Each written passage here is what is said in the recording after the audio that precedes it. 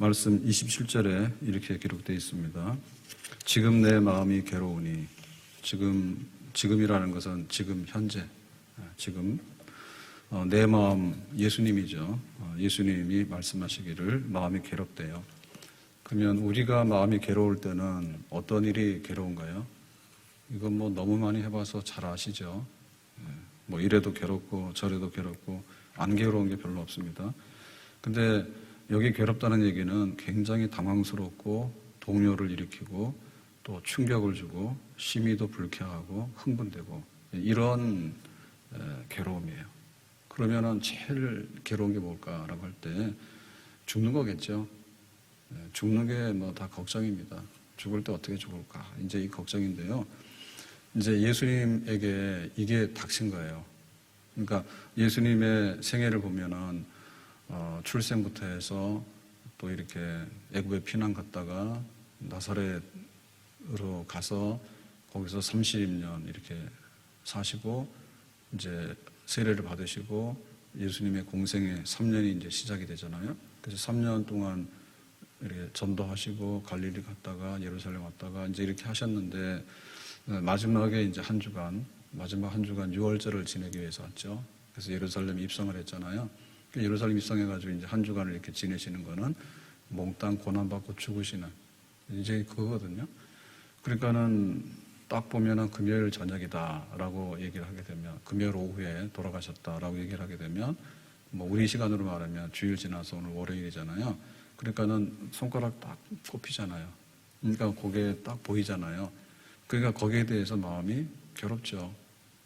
뭐 어디 좀 아파도 괴롭고 밥 못 먹어도 괴롭고 또 안 좋은 일이 좀 잘 안 돼도 괴롭고 정말 괴로워요. 괴로운 거는 뭐 어떻게 말로 할 수 없어. 괴롭지. 괴로운 게 뭐냐고 뭐 괴롭지. 뭐라고 설명하겠냐고. 그래서 얼마나 아프세요? 라고 말하면 잘 모르니까 그럼 보통 손가락 13 가지고 제일 힘든 게 아마도 그 출산 때 산통인가 보죠. 그래서 거의 산통이, 남자들 잘 모르잖아요. 산통이 열이면은 어느 정도 아프세요? 그러면은 생각해보면 잘 모르잖아요. 보통 안 되면 그냥 오 이러고 말잖아요. 그러니까 이 괴로움 중에는 제일 죽음이 임박해서 쪼아오는 그런 괴로움. 이런 상태에 있는 겁니다.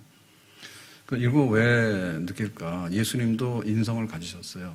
말씀이 육신이 되어 우리 가운데 거하심에. 그러니까 똑같은 정상적인 인성. 그러니까 느끼고 생각하고 또 이렇게 감정도 가지고 있고 그런 정상적인 인간의 인성을 가지고 오셨거든요. 그러니까 우리가 느끼는 것 그대로 예수님께서도 거기 또 이게 느끼게 되는 거예요. 그래서 이렇게 말하죠. 아버지여 나를 구원하여 이 때를 면하게 하여 주옵소서 그럽니다. 그러니까 이 때를 면하는 얘기는 죽음이 임박해서 이렇게 괴로움이 막 이렇게 다가오니까 이거를 좀 피할 수 있을까요? 이제 이런 건데, 그러니까 이런 거는 겟세마네 동산에서 마지막 기도하실 때도 예수님께서 표현하시죠. 아버지 이 잔을 내게서 옮겨 주십시오. 그러나 내 원대로 마옵시고 이렇게 기도할 때 이 잔을, 이 죽음의 잔을 좀 옮겨 주십시오. 그런 기도를 겟세마네에서 하시잖아요. 그와 같은 표현이다 이렇게 보여집니다. 근데 만약에 이 죽음의 고난과 죽음 이게 이제 딱 닥쳤는데 그런데 이거를 예수님께서 피하면 어떻게 될까? 피하면은 어떻게 될까? 이거는 뭐 우리의 구원은 없어지는 거죠. 그러니까 하나님께서 예수님을 이 땅에 보냈다. 하나님의 아들을. 그랬을 때 목적은 딱 그겁니다. 하나님이 세상을 이처럼 사랑하사 독생자를 주셨으니 이는 저를 믿는 자마다. 그러니까는 예수님을 통해서 구원하려고 하는 그런 큰 뜻이 있는데 예수님께서 다 하셨잖아요. 말씀을 전해라, 말씀 전하고 또 병든 자를 고치고 귀신을 쫓아내고 이제 준비된 이런 거는 다 했거든요. 근데 이거를 끝을 내려고 하면 이제 예수님이 고난받고 죽으셔서 보라 세상 죄를 지고 가는 하나님의 어린 양이로다. 요거를 해야 되는데 이제 이거를 못하겠다 이러면은 이제 거기서 주저앉게 되는 거죠. 그래서 큰일 나는 겁니다. 그러니까 첫 번째 아담이 에덴 동산의 주인이었는데 그 에덴 동산 주인이 잘못한 게 뭐냐? 에덴 동산 추방당해서 쫓겨나도록 했죠. 그리고는 흙으로 만들었는데 인간 흙으로 만들었잖아요. 그런데 흙으로 돌아가라 이렇게 됐거든요. 그러니까 이 아담은 우리에게 죄를 전가시켰다. 뒤집어 씌웠다. 우리한테. 빚으로 물려준 거죠. 그리고 사망을 물려준 거고 또 에덴 동산 낙원을 상실하는 그 부모 잘못 만난 거예요. 그거 다 우리가 받았단 말이에요. 누구 때문에? 아담 때문에. 첫 아담 때문에. 근데 이제 하나님께서 인간 중에는 의로운 사람이 없기 때문에 하나님의 아들을 인간의 몸으로 이 땅에 오게 하신 거죠. 그 신비는 우리가 다 말로 할 수 없습니다. 하나님이 대체 천지를 창조하셨다. 그 우리가 어떻게 다 이해할까? 그냥 조금 감상할 뿐이죠. 고난주경이니 하지만은 벚꽃이 아주 만개했단 말이에요. 그러니까는 뭐 우리가 이 세상을 보면서 조금 하나님의 지으신 것이 참 아름답기도 하네. 저 꽃이 피었는데 어떻게 저렇게 화려할까? 그런 생각을 해볼 뿐이지 천지를 다 지은 거에 대해서 우리가 알지 못하잖아요. 그 중에 뭐 0.0001%를 보면서 멋있다 뭐 이 정도죠. 그러면은 하나님이 하나님의 아들을 인간으로 보냈다. 이거를 우리가 알 수 있을까? 이 신비와 이 그 비밀과 이 모든 거에 대한 것을 우리는 몰라요. 다만 하나님이 세상을 이처럼 사랑하사, 그러니까 우리를 사랑하시고 우리를 구원하려고 하는 그런 것 때문에 그러한 이렇게 기적의 역사, 신비로운 역사, 이게 이제 우리에게 왔구나. 이 정도뿐이지 더 이상은 모르잖아요. 근데 그게 아담은 실패해서 우리에게 사망을 넘겨줬는데 두 번째 아담으로 오시니 인간에게는 구원받을 만한 인간이었기 때문에 하나님이 하나님의 아들을 인간으로 보내서 우리를 구원하려고 하는데 이게 이제 3년 반 동안 진행이 되어 왔잖아요. 그랬는데 마지막 관문에서 이거 좀 면하게 해주십시오. 이렇게 하게 되면 진짜 그렇게 됐다 그러면은 이거는 또 실패죠. 그러면 그때는 뭐냐? 이제 하나님의 구원 계획은 꽉 나서 문 닫아버리고 마는 거죠. 그래서 예수님께서 이렇게 마음이 괴롭다. 이거 좀 안 했으면 좋겠다. 라고 하는 것은 단순하게 어떤 예수님의 개인의 취향은 아닙니다. 내가 뭐 먹고 싶으면 먹고 안 먹고 싶으면 안 먹고 뭐 이런 것이 아니에요. 이거는 죽음의 문제에 대한 본질에 대한 문제거든요. 죽음이라고 하는 것이 딱 왔을 때 거기에 대해서 예수님께서 반응을 보이신 거예요. 이거는 뭐냐? 우리 모두가 죽음 앞에 있을 때 보일 수 있는 반응이에요. 괴로운데 이거 어떻게 당할 수 없는데 그런 거거든요. 그러면 죽음이란 게 뭐냐라고 할 때 죽음이 왜 그렇게 마음을 괴롭게 하는 일이고 막다른 골목이냐라고 하는 것은 우리가 죽음에 대해서 깊이 묵상해보고 성찰해보면 조금은 알 수가 있어요. 근데 우리는 이거에 대해서 별로 고민 안 하죠. 다른 거에 대해서는 연구를 엄청 많이 합니다. 근데 우리가 마지막으로 안고 살아야 되는 마음을 괴롭게 하는 마지막 관문이 죽음인데 그 죽음에 관해서는 더 이상 생각하고 싶지 않고 피하고 싶고 대충 덮어두고 가려고 한단 말이에요. 그래서 그걸 끄집어내야 되는 거죠. 이거는 굉장히 당황스러운 사건이고요. 굉장히 비자연적인 사건이에요. 그러니까는 이렇게 자연적이라는 얘기는 뭐냐면 인과관계가 성립이 돼가지고 우리가 이해를 하거나 혹은 우리에게 굉장히 조화를 이루면은 거기에 대해서는 좋은 반응이 와요.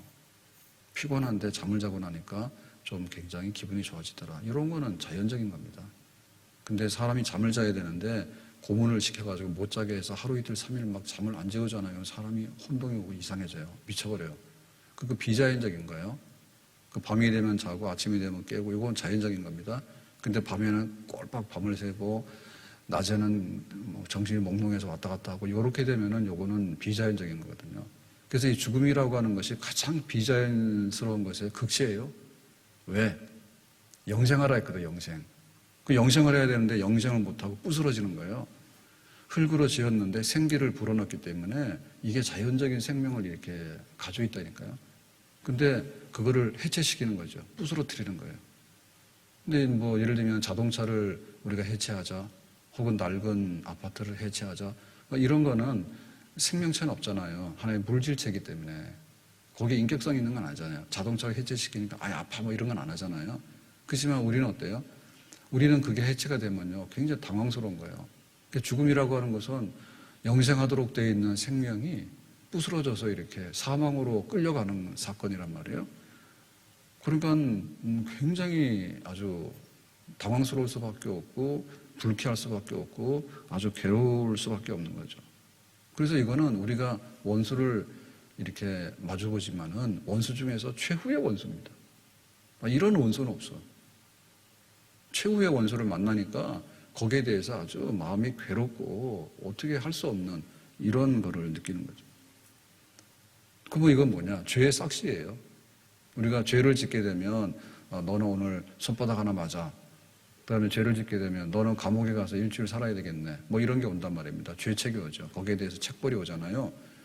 근데 이 죽음이라고 하는 것은 죄가 가져다 주는 대가 있죠. 우리가 물건을 사면 카드가 날라오잖아요. 10,000원짜리 결제하면 10,000원 내라고 나오고 이렇게 나오잖아요. 그러니까 우리가 죄라고 하는 것이 우리에게 가져다 주는 나중에 네가 내야 될 페이가 이거야 라고 오는 거예요. 그러니까 이게 제일 엄청난 거예요. 죄값. 그리고 여기는 하나님의 심판입니다. 하나님의 심판. 하나님께서 판단하셔서 너는 이거를 받아야 돼 라고 하는 그 모든 판단의 최종적인 결과치가 온 겁니다. 우리가 이제 검사 같은 걸 하잖아요. 병원에서. 그러면 혈압 담요 얼마고 뭐 이런 게 쭉 나온단 말이에요. 그걸 이제 딱 보게 되는데 굉장히 좀 신경 쓰이죠. 뭐 젊은 사람 모르지만은 그렇지 않으면은 신경 쓰입니다. 그랬을 때 하나님께서 우리에게 가져다 주는 그 심판에서 판정한 결과가 뭐냐면 너는 사망이야. 그렇게 하는 걸 우리가 받는 거잖아요. 거기서 얼마나 마음이 부담스러운 겁니까?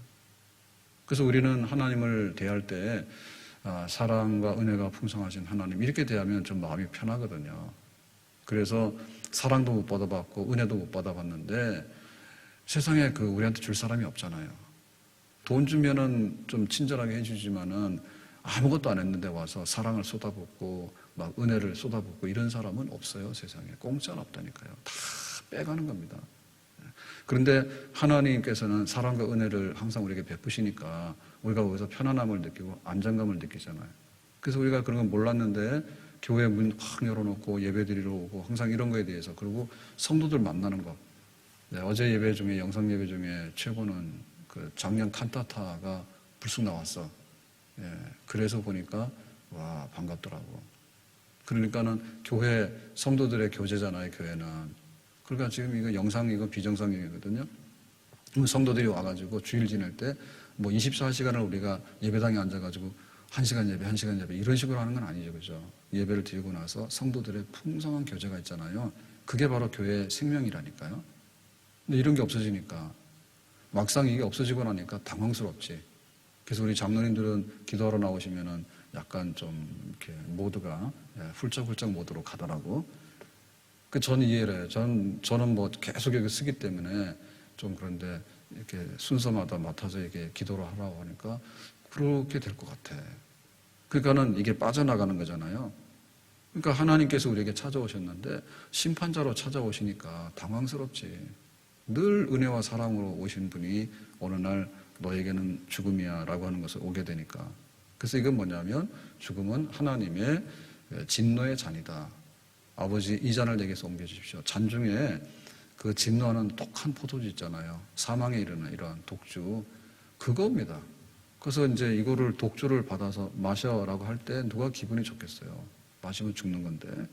하나님의 진노의 잔입니다. 그래서 우리의 그 육체도 너무나 힘들고요. 얼마나 아프면 죽을까라고 하는 건데 그래서 옛날에 어른들이 그런 말씀 하셨잖아요. 죽는 복이 있어야 된다고. 그래서 우리가 기도할 게 많은데 정말 잘 죽는 복이 있어야 될 것 같아요. 만약에 치매에 걸려서 30년을 살았다. 30년 살 필요가 없죠. 생각해 볼 때. 그러니까 그 육체가 죽음으로 갈 때까지 아주 편안하게 해서 그러니까 모른다니까요. 갑자기 쇼크가 와서 돌아가셨다라고 할 때 충격이야 그러지만은 본인이 볼 때는 어쩌면 그게 또 행운일 수도 있어. 콧줄 달아놓고 30년, 치매 30년 사는 게 아니지. 영생은 그런 게 아니거든요. 그러니까 얼마나 그 육체에 대한 고통이 있을까. 그리고 거기에 따라서 정신적인 고통이 따르는 거죠, 그죠? 그 사형수들이 힘든 거예요. 너 사형수야라고 했을 때 집행은 안 돼 있지만 사형수 신분으로 갇혀 있잖아요. 그러니까는 아침에 밥 먹으라고 오는지 자기 사형 집행하러 오는지 알게 뭐요? 그 편하겠어? 그 힘들지. 우리가 그런 일 하면 안 되거든요. 근데 우리의 존재는 사실은 모두가 다 사형수의 입장에 살고 있는 거예요. 그 집행만 안 됐을 뿐이지. 그러니까 예수님께서 지금 그 장면에 우리를 대신해서 있는 거예요. 고난주간에 고난 중에 내가 이렇게 마음이 괴로우니라는 표현은 바로 그런 겁니다. 그런데 예수님의 이 고민이라고 하는 이 얘기는, 마음이 괴롭다라고 하는 얘기는 이런 인간적인 차원보다 더 깊은 차원이 있어요. 그건 뭐냐? 우리보다도 훨씬 더 괴로운 거죠. 왜냐하면은 성부 하나님과 성자 하나님의 관계예요. 우리는 죄인이라서 마땅히 그렇게 돼도 그렇다라고 우리는 받아들일 수밖에 없는데, 그런데 예수님에게 있어서 이 죽음 앞에 괴로움이라고 하는 것은 또 다른 차원인데, 그것은 뭐냐면 우리가 믿는 하나님은 삼위일체 하나님이거든요. 성부 하나님, 성자 하나님, 성령 하나님. 그러나 삼신이 아니라 한 분이신 하나님. 그래서 성부와 성자와 성령은 이렇게 분리되거나 떨어져 본 적이 없단 말입니다. 아버지 안에 아들, 아들 안에 아버지, 이렇게 존재하는 그런 신비로운 존재 양식을 가지고 계시는 그런 분인데, 지금 인간으로 오신 것 자체도 너무나 낮아지고 그런 거잖아요. 그런데 이제 죽음이라고 하는 것은 인간으로서 완전히 멸절돼 죽어야 되는 상황까지 왔게 되니까 아버지와 아들이 떨어진 적은 없거든요. 그러니까 그런 데까지 어찌하여 나를 버리시나이까라고 하는 것은, 우리가 부모가 자식을 버릴 때 부모가 나 버렸대, 혹은 부부간에 서로 간에 버렸대, 뭐 이런 버림, 이게 아니라 이거는 존재할 수 없는 거거든요. 우리들이 부모 자식 간에는 가깝긴 하지만 버릴 수 있죠. 부모는 먼저 떠나버리게 되고, 혹은 자식이 부모보다 먼저 앞서서 세상을 떠나게 되고, 이런 거 있잖아요. 근데 하나님 아버지와 하나님의 아들은 그런 게 있을 수가 없는 거예요.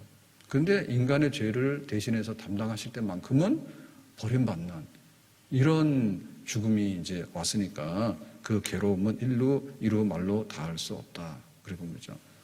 그래서 예수님께서 하나님 아버지를 딱 볼 때 완전히 죄인으로서 심판을 받아야 돼서 혐오감을 가지고 정말 죄인에게 쏟아지는 이 모든 징벌을 대신 받는 그 느낌, 그런 마음, 이런 것들을 우리가 어찌 다 표현할 수 있을까?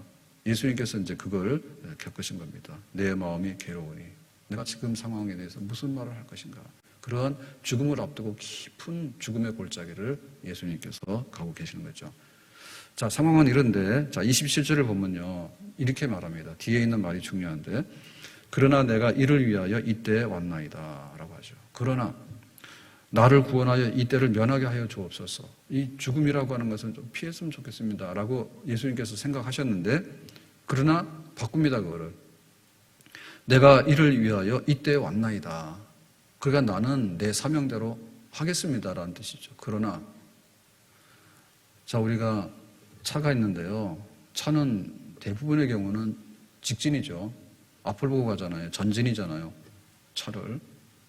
사람 걸어갈 때 어떻게 가요? 걸어갈 때 대부분 눈이 앞으로 달려있기 때문에 직진선이죠. 근데 가끔 가다가 후진도 합니다. 근데 몸을 돌려서 하면은 뒷걸음이지만은 몸도 안 돌리고 뒤로 가는 거는 굉장히 위험하잖아요. 자동차도 마찬가지죠. 필요에 따라서는 후진도 하잖아요. 그러나 근데 만약에 예수님께서 그 죽음을 앞두고 너무나 마음이 괴로워. 그래서 보라색 생사를 지고 간 하나님의 어린 양이로다. 이게 이제 예수님의 직진인데, 그런데 떨커덩 이렇게 죽음 앞에 딱 이렇게 와 있는, 거기서 느끼는 압박감과 고통, 이거를 느낄 때 후진이다. 이렇게 돼버리면 어떻게 될까? 뒤로 돌아서 버리면 꽝. 그래서 예수님이 그러나 나는 계속해서 전진, 앞으로 감. 이거는 죽음을 정복하는, 죽음으로부터 우리를 구원하고자 하는 본연의 사명에 충실하겠다. 그런 표시예요. 그래서 겟세마네 동산에서는 이 잔을 내게서 옮겨주십시오. 그러나 내 원대로 마옵시고 아버지 원대로 하옵소서라고 그러나라고 반전을 시키거든요. 그러니까 이제 이게 예수님의 위대한 결단이죠. 그러나 다니엘의 그 친구들이 두라 평지에다가 금신상을 세우고 절하라. 느부갓네살왕이 그랬어요. 그러니까 뭐라고 답하냐면, 우리는 금신상에다 절 못해. 첫째, 풀무불에 던져진다 하는데 풀무불에 던져지더라도 우리를 건져내실 거야. 그런 믿음이 있었다. 두 번째, 그리 아니하실지라도 풀무불에 들어갔을 때 뭐 흔적 없이 사라진다 하더라도 우리는 금신상에다가는 절을 못해. 이제 그렇게 답하죠. 그 답 중에서 그러나 우리는 못해라고 하는, 그게 믿음의 진짜. 그러니까 예수님께서 죽음을 이기시는 십자가 길로 가시는데 그냥 우연히 가거나 모르고 가거나 그런 건 아니다. 이제. 우리가 결혼할 때 보면 굉장히 행복하잖아요.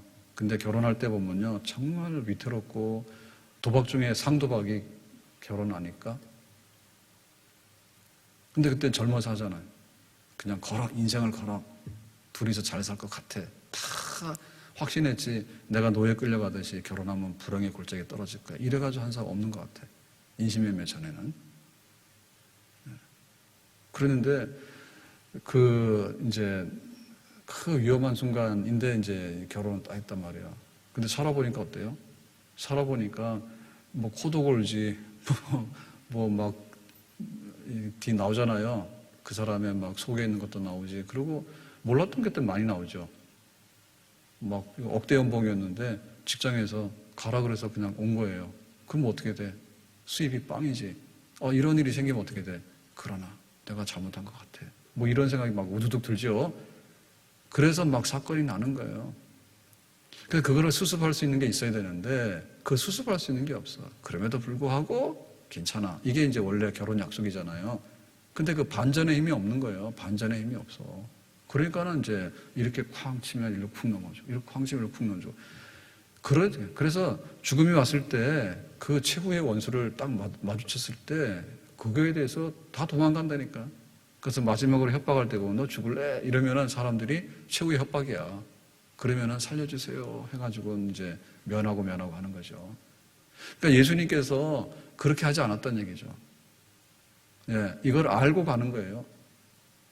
그냥 불확실성 속에서 무슨 말인지 몰랐는데 그냥 십자가에서 죽게 돼가지고 죽고 보니까 나중에 인류를 구원하는 하나님의 구원이 이루어졌더래. 나는 그런 의도와 계획이 없었는데 그런 게 아니란 말이에요. 그러니까 철저하게 알고 철저하게 의도적으로 하나님의 구원을 이루기 위해서 그러나 나는 이때에 왔나이다. 내 예수님의 생애에 마지막 소원이 있다면 이때에 십자가의 고난과 죽음이 예수님의 소원이에요.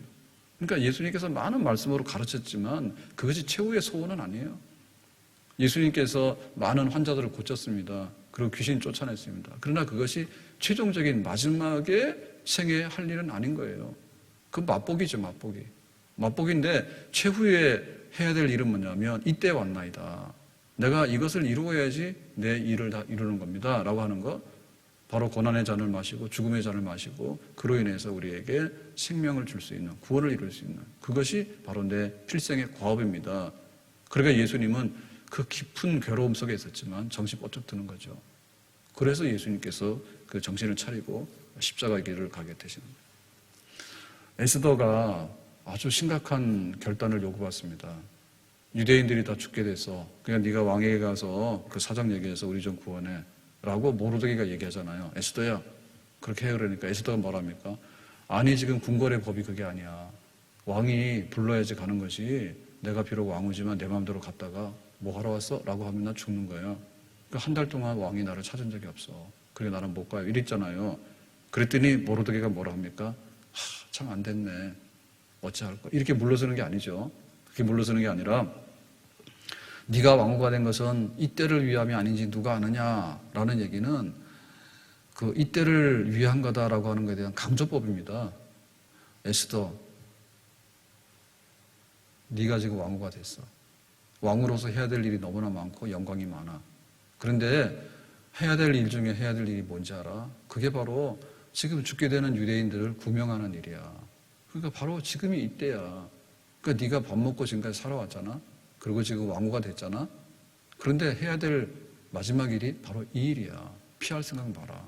만약에 네가 피하면은 하나님께서 다른 방법으로 구원하지만 너와 너희 집은 쫄딱 망할 거야. 하나님 가만 안 둘 거야. 이렇게 한단 말이에요. 그래서 이제 에스더가 그 유명한 결단을 하죠. 죽으면 죽으리다. 그렇게 해서 하나님께 기도하고 나가잖아요. 이때를 위함이 아닌지 누가 아느냐. 그러니까 이제 이게 빛나는 거죠. 예수님의 하시고자 하는 일 중에서 예수님의 생애 하나 소원이 뭐야라고 할 때 아무리 힘들고 아무리 괴롭고 하더라도 십자가 고난과 죽음, 그래서 죽음으로부터 하나님의 구원을 이뤄낸, 그거는 예수님이 잊어먹은 적이 없다. 그러니까 우리에게도 이런 게 있어야 돼요. 우리도 많이 괴롭잖아요. 그럴 때 하나님께서 나에게 사명 주신 게 뭐야? 그거를 까먹으면 안 된다고. 아무리 힘들고 어려워도 하나님 내가 해야 될 일이 뭡니까? 내 생애의 마지막 일이 뭡니까? 거기를 붙들고 부르짖는 거죠. 삼손도 나중에 정신 차렸거든요. 삼손이 두 눈 뽑히고 이제 노예로 잡혀서 연자맷돌을 돌리는 이런 자리에 있었잖아요. 그럴 때 삼손이 마지막으로 생각했다고. 내가 누굴까? 내가 이스라엘의 사사인데, 이스라엘 사사는 뭐야? 블레셋과 싸워서 이기도록 나라를 구원하는 일이 내 사명인데, 근데 어떻게 됐을까? 내가 잘못해가지고 지금 이 지경이 됐지. 그러니까 하나님 나에게 마지막으로 한 번만 힘을 주시면 좋겠습니다. 그래서 이 블레셋 사람들을 다 물리칠 수 있는 그런 나에게 힘을 한 번만 주시면 좋겠습니다. 라고 삼손 생애의 마지막, 그러니까 삼손에게 그 사사로서 사명이 있었는데, 그 딥나로 가가지고 막 그 여자 블레셋 여자하고 결혼하고 그 다음에 막 들릴라하고 만나가지고 막 이렇게 또 스캔들이 일어나고 막 등등 그랬는데, 그 제대로 된 삼손, 너는 나시린으로서 이스라엘의 사사로서 해야 될 일이 있어. 그 여기에 집중하지 못했거든 삼손이. 근데 마지막에 정신이 뻗쩍 나는 거죠. 그래서 죽어도 좋아. 그러니까 이 다곤 신전의 기둥을 무너뜨려서 죽어도 좋으니 하나님 한 번 영광을 나타내 주세요라고 하잖아요. 그러니까 예수님도 그런 생각을 가지고 그 아주 죽음의 골짜기에 던져지는 그 괴로움 속에서도 정신을 차리고 내가 이를 위해서 왔습니다. 그러니까 내가 후진하지 않고 뻘떡 일어나서 다시 십자가 고난과 죽음을 향해서 가겠습니다. 사명에 살고 사명에 죽겠습니다. 그래서 그 길을 예수님께서 가신 거예요. 자, 그러면 어떻게 되느냐? 28절에 이렇게 말합니다. 아버지여, 아버지의 이름을 영광스럽게 하옵소서 하시니. 그래서 지금 십자가 죽음 앞에 두고 예수님께서 심히 괴로웠잖아요. 그랬는데 장면이 바뀌었습니다. 장면이 딱 바뀌어서 내가 이 길을 가야 되겠습니다. 라고 이제 마음에 다시 결심을 하시고, 뭡니까? 아버지의 이름을 영광스럽게 하옵소서. 그러니까 영광이라는 말은 뭡니까? 괴로움이라는 말하고는 전혀 좀 성격이 다르죠. 영광, 반짝반짝 빛나는 거, 아주 가치 있는 거, 영광. 그 지금 십자가 죽음 앞에 예수님은 쫄았잖아요, 이렇게. 굉장히 많이 괴로움이 눌려가지고 이거 좀 피했으면 좋겠습니다 라고 했잖아요. 그랬는데 내가 이때를 위해서 왔습니다 라고 하더니 뻘떡 일어나서 영광 이러잖아요. 아버지의 이름을 영광. 그러니까는 십자가의 고난과 죽음이 뭐라고 바뀌었어요? 아버지의 이름을 영광스럽게 하는 사건으로 바뀐 거죠. 십자가는 하나님의 영광을 드러내는 사건이다. 그 예수님이 뻘떡 일어나신 거예요. 아버지의 이름을 영광스럽게 합니다. 뭘 통해서? 십자가의 고난과 죽음을 통해서. 그러니까 여기서 보면은 예수님은 하나님 아버지께 마땅히 해야 될 일이 뭔가에 대해서 철저하게 지금 복종하고 계시는 거예요. 하나님 아버지의 그 이름과 영광을 위해서 철저하게 복종하고 있는 거죠. 어디까지? 죽기까지. 하나님께 영광. 하나님께 영광. 하나님께 영광 돌리는 것이 아들의 본분이다. 십자가의 고난과 죽음은 하나님께 영광 돌리는 사건이다. 주기도문에 기도가 이렇게 시작이 되집니다. 우리에게 양식을 주시고, 그거는 뒤에 나온 얘기고요. 하늘에 계신 우리 아버지요, 하나님 아버지, 성부 하나님을 부릅니다. 하늘에 계신 우리 아버지여, 이름이 거룩히 여김을 받으시오며. 그게 이제 첫 기도입니다. 하나님의 이름이 거룩해진다는 얘기는 하나님의 이름이 높아지고 영광 받는다는 거예요. 그게 이제 기도예요.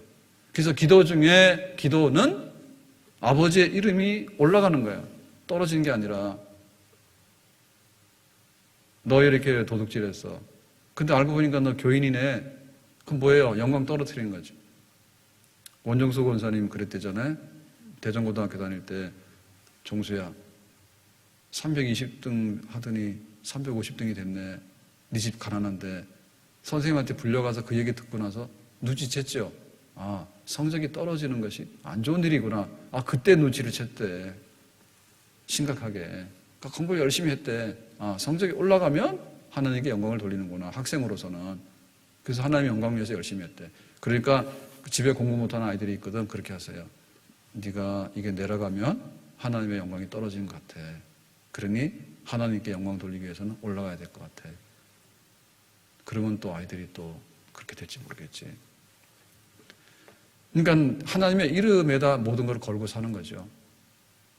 먹든지 마시든지 무엇을 하든지 하나님께 영광을 돌리도록 해라. 우리가 십자가에 권한 이 길을 예수님 따라가게 되는데 이 길이 우리가 해야 되는 일 중에서 최고의 하나님께 영광을 돌리는 길입니다. 인생의 목적이 뭐냐라고 할 때 하나님께 영광 돌리는 거다. 내가 교인으로 등록을 했습니다. 왜 왔냐 그랬더니 우리 집 잘 먹고 잘 살래요. 바다는 줍니다. 근데 그게 정답은 아니에요. 하나님께 영광을 돌리기 위해서 내가 교회에 출석을 해서 교회를 섬기는 것이지 우리 집 잘 먹고 잘 살라고 왔어요. 그것이 최종적인 답은 아니에요. 네가 뭐 할래? 나는 이런 국회의원 되고 싶어. 지금 야단이잖아요, 국회의원은. 국회의원 되는 게 목적은 아니에요. 하나님께 영광을 돌리기 위해서 그 일을 하는 것뿐이에요. 그래서 이 십자가가 하나님께 영광을 돌리는 일이다, 예수님께서. 정말 그렇죠. 세상의 죄를 뒤집어 쓰고 죽으심으로 인해서 세상의 죄를 없이 해서 모든 이들을 생명으로 건져내는 일만큼 큰 일이 어디 있어요. 그러니까 십자가는 영광이다. 십자가의 죽음은 마음이 괴로운 사건이다. 그런데 거꾸로 생각해 보면 십자가는 하나님의 이름을 높이고 영광 돌리는 사건이다. 우리가 이 길을 가야 되겠다. 우상숭배가 제일 나쁜 죄잖아요. 내 앞에 다른 신 두지 마라. 우상숭배 왜 그렇습니까? 하나님께 영광 돌리는데 첫 번째로 잘못하는 게 그거예요. 나 잘 먹고 잘 살기 위해서 온갖 잡동사니 다 가져와서 막 이렇게 거기다가 절을 하고 온갖 거 다 하는 거. 하나님께 영광을 돌려야 되는데 제일로 하나님께 영광 못 돌리는 사건이 우상숭배 사건이죠. 그러면 우리는 뭐 돼지머리 앞에서 절을 안 하는데 돼지머리 앞에 절은 안 하지만 자식 앞에도 절하잖아요. 돈 앞에도 절하잖아요. 세상에 뭐 좀 이렇게 하라고 그러면 홀딱 빠져가지고 거가 절하잖아요. 이론적으로 생각하면 이 바레스 같은 것도 쉽게 이길 것 같습니다. 그런데 한 사람이 철저하지 못하니까 그게 또 옮겨가는 거고 가서 사회적 격리하라는데 진짜 힘들잖아요. 그래서 교회가 잘하는 거지. 나이트클럽 불났대잖아. 금요일날 밤에 불났대요. 나이트클럽 너무나 열기가 뜨거워가지고 토요일 아침에 갑자기 홀딱 타버렸대. 불타는 금요일 막 가서 불타버려가지고 거기 왜 잡으러 안 가나 몰라? 우리 성도들은 금식도 잘하고요. 와서 혼자 있으라도 혼자 잘 있고요. 잘해요. 그건 뭐냐? 하나님의 영광 위해서 우리는 얼마든지 거기에 순종하고 따를 수 있는 거예요. 자, 그랬더니 이렇게 말하죠. 28절 다시 보겠습니다. 내가 이미 영광스럽게 하였고 또다시 영광스럽게 하리라 그랬습니다. 그러니까 아버지와 아들이 주고받는 영광인데요. 앞에를 보면 하나님의 아들 예수님이 십자가에서 내가 죽는 거 하겠어요. 그것이 바로 아버지의 이름을 영광스럽게 하는 거예요. 성자 하나님 예수님께서 성부 하나님께 죽도록 충성해서 영광을 돌렸어. 그랬더니 성부 하나님께서 받으셔가지고 그래 내가 영광 받았어. 너는 가만히 있어. 라고 빈손으로 보냈느냐. 그렇게 하지 않았다는 얘기죠. 내가 이미 영광스럽게 하였고 이 말은 성부 하나님께서 예수님 성자 하나님에게 말하기를 이미 영광스럽게 했다. 한 번 영광을 아버지가 아들에게 보여줬죠. 요단강에 물세례 받으러 왔을 때 하늘에서 성령이 비둘기처럼 임하더니 소리가 났잖아요. 이는 내 사랑하는 아들이다. 그랬죠. 그래서 사람들이 깜짝 놀랐잖아요. 그러니까 하나님 아버지께서 하나님의 아들에게 그 영광을 나타내시니까 세상죄를 지고 온 어린 양으로서 구원자로서 하나님의 아들이라는 소리가 들리고 그 성령의 비둘기 같은 그런 아주 역사, 변화산에서 예수님의 얼굴이 막 이렇게 광채가 나는 그런 역사, 그거는 우리에게는 안 나타나는 하나님 아버지께서 예수님에게 나타냈던 아버지가 아들에게 보여준 영광입니다. 그런데 이미 그런 영광이 나타났지만은 또다시 영광스럽게 하리라. 앞으로 더 큰 영광이 하나님 아들 예수님에게 임한다. 지금 예수님 뭐예요? 십자가 앞에서 고난받고 죽으셔야 되잖아요. 죽으면 끝인데 무슨 영광이 임할까? 영광 임하죠. 어떤 영광이에요? 예수님이 3일 만에 다시 사는 영광이죠. 예수님이 부활한다고 하는 그 영광, 사망을 이기시고 영광, 죄를 이기시고 영광. 예수님께서 그렇게 십자가의 고난과 죽으심의 길을 걸어갔기 때문에 아버지께 영광을 돌리니까 하나님 아버지께서 하나님 아들 예수님에게 사망에 그냥 둘 수 없다 해서 건져내시잖아요. 무덤의 문을 여시고 살려내시고 승천하시고 하나님 보좌 우편에 앉게 하시는, 십자가에서 죽도록 죽기까지 충성했더니 하나님 아버지께서 나는 영광 받았는데 하나님의 아들은 그냥 무덤 속에 계속 있어서 없어지라라고 하는 게 아니라 끄집어내서 승천하시고 부활하시고 승천하시고 보좌 우편에 앉히시는 아버지의 영광, 아들의 영광이 동등할 수 있게끔 그렇게 또 아버지는 아들에게 영광의 자리를 인도하실 거다. 십자가 뒤에는 영광이 있다. 그 영광을 보여주신 거죠. 우리도 예수님의 십자가를 지고 따라가게 되면 우리 앞에도 영광이 있는 줄로 믿습니다. 예수님께서 죽음에서 살아나심으로 인해서 영광을 받으시잖아요. 그게 바로 부활의 첫 열매예요. 우리가 예수를 믿고 내가 예수와 함께 죽고 예수와 함께 산다 했을 때 우리도 지금 경험하지 못한 영광을 예수님의 이름으로 예수님 때문에 앞으로 받게 될 것인데, 그게 바로 부활의 생명이고 그게 보좌 우편에 계시는 예수님 앞에 우리 교회가 다 모여서, 성도들이 모여서 영생에 참여하면서 누리게 될 우리 미래의 영광이 있는 줄로 믿습니다. 만약에 예수님께서 십자가에 죽으시는 것이 괴로워서 안 해요라고 했으면 예수님도 안 되고 우리에게도 구원이 없었단 말입니다. 그러니까 예수님께서 이때를 위해서 내가 왔습니다라고 앞으로 갑니다. 십자가 집니다. 십자가 고난 받습니다. 십자가에 죽습니다. 라고 했기 때문에 예수님께서 부활의 영광이 있는 거죠. 그 십자가의 죽음을 통해서 보좌 우편에 앉으시는 영광이 있는 거죠. 그러니까 우리도 예수님의 십자가를 지고 뒤따라가게 될 때 우리 앞에 영광이 있을 것입니다. 아멘. 한 주간 고난주간이 시작이 됐는데 예수님의 십자가에 대해서 우리가 고맙게 생각해야 돼요. 예수님의 십자가, 예수님께서 뜻없이 재미있게 즐겁게 아무 생각 없이 막 지신 게 아닙니다. 깊은 죽음에 대한 통탄함과 그런 비참함을 아시면서 그 길을 가신 거예요. 그러니까는 그 잔을 쓴 잔을 마시신 예수님께 대해서 우리가 고맙고 감사함이 있어야 되겠다. 늘 울어도 눈물로서 못 갚을 줄 알아. 그렇지만은 이 십자가 뒤를 따라가는 이것이 예수님께서도 죽었다가 사심으로 영광을 받으신 것처럼 우리에게도 우리가 십자가를 지고 가는 일은 지금은 굉장히 힘든 일 같지만 그 후에 나타날 영광을 생각하면 십자가를 지면 질수록 영광인 줄로 믿습니다. 십자가를 지면 질수록 영광이다. 십자가 뒤에 영광이 있다. 주님의 십자가를 따라가고 또 십자가 뒤에 있는 영광의 자리에 주님과 함께 동참할 수 있는 우리 모두가 될 수 있기를 예수님의 이름으로 축복합니다. 기도하겠습니다. 우리 다